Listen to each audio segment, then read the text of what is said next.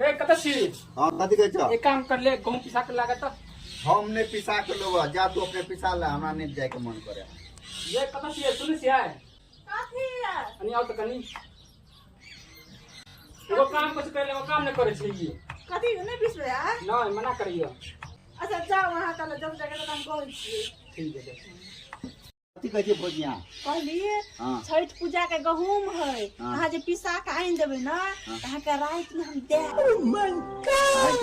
हां ठीक। चलो गेल डबल गहूं हां चल गेले इस साल का कथि कली जे चल गेला के बात हम कले से नहीं जाय छला उ बात अहाँ नहीं बुझबे ठीक छै उतर का बात छै भोजिया यही हां कथि कहने छले रात में देबै त दू न अहाँ के भैया काल के झाड़ा दी लिया सुत दू ना